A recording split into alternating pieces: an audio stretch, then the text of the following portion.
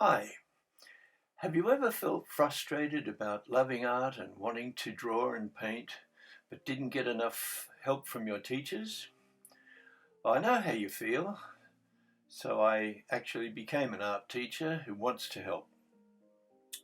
Later, I'll give you 5 tips about how you can improve your art skills, and I'll also share 2 items, one of which is the most helpful recent influence that I've had. This video is about a page design for a children's book, but it doesn't matter what the subject is. It's all about improving your drawing skills. It's all about art. If you like it, please give it a thumbs up. In this video, I've drawn up from a 5x8 double page thumbnail to a 15x24 intermediate stage illustration. Later, this will be enlarged to 20x32 or even more, and should fit comfortably on a B4 illustration board. And in that case, taken a lot further. I will follow up this with a colour picture of the same scene. So please, if you look out for that video, that will come up fairly soon. So my first tip is to use a 0.3 B lead mechanical pencil, the one that I'm using here. It forces you to use light lines. So that's the key. If we can really practice using light lines, our drawing will improve. It's very, very frustrating at first. You have to practice drawing lightly without breaking the lead, and you will break it many, many times. But you'll surprise yourself that after a good bit of practice, you're actually able to draw light lines, and it's very sensitive, much more sensitive than you can imagine.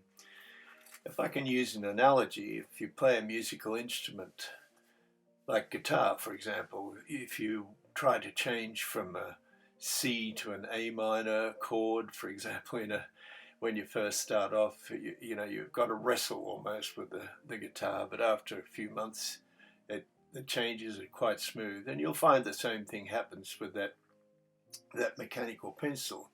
I'm not saying, of course, to use that pencil all the time, but it's really great practice, and as I said, it forces you to use light lines.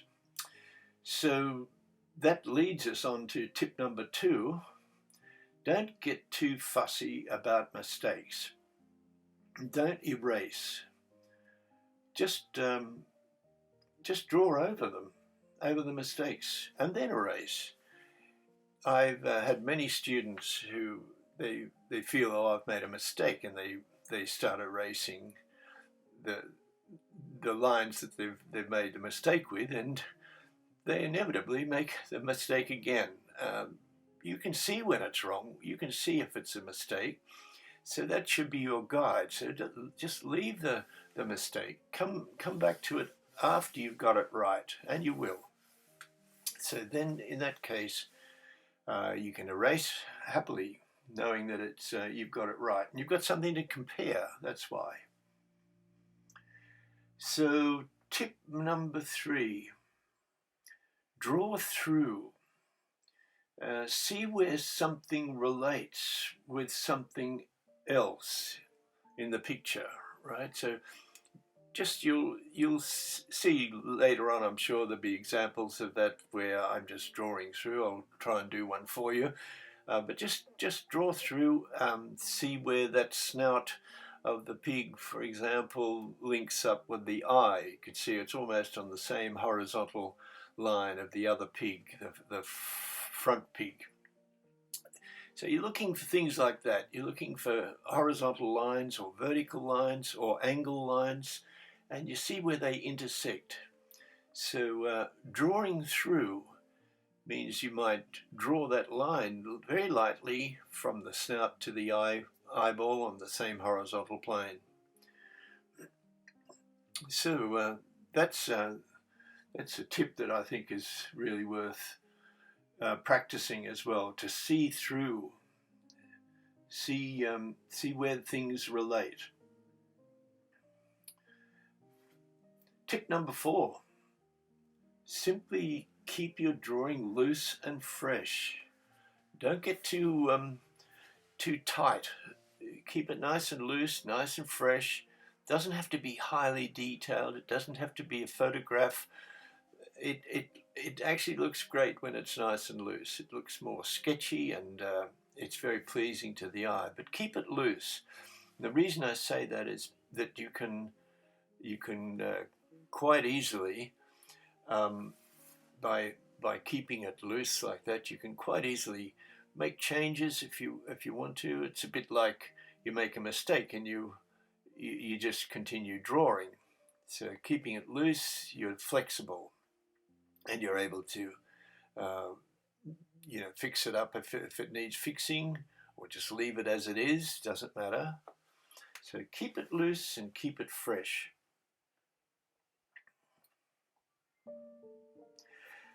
Tip number 5. It takes a lot of practice. Art, drawing, painting. It's not easy, but it's a lot of fun, and it's wonderful when you start to get it. When you start to achieve a level up, if you like. It's the most wonderful feeling. So it takes a lot of practice, but you'll get there. Just congratulate yourself in 3 months' time if you've been practicing a certain skill. And I will, in my videos, set certain, almost like homework skills, just little projects that you can do at home, and by doing that you're able to improve. So practice, and I'm quite sure that if you practice every day, maybe an hour or 2 or something like that. If you don't know what to draw, I like to think one exercise, very simple exercise, would be to draw like letters of the alphabet, capital letters.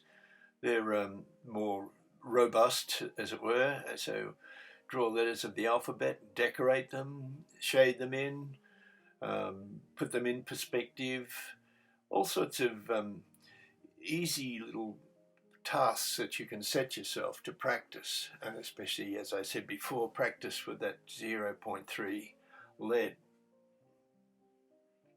You'll be surprised how much you'll improve, and it's a good idea to keep all of your drawings, keep them in a folder and put a date on them, and come back and look. Wow, I did that back in December, and look at me now in January.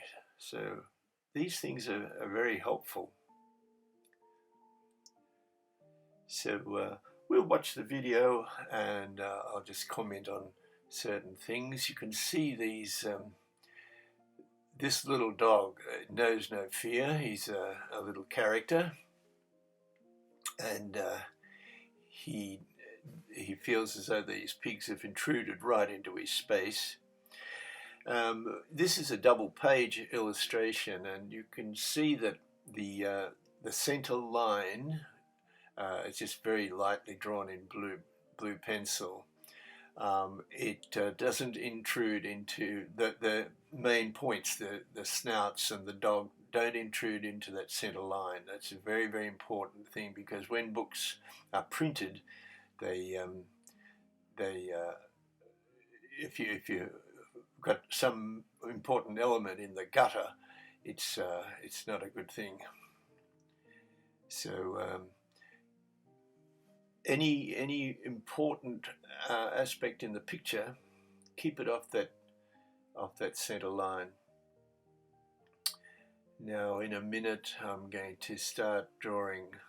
The little surprise for you here is the dog is itching to get out and massacre these pigs, these wild pigs, but his master, the young guy here, he's holding him by the collar and just desperately trying to hold onto him so he doesn't fall in the water.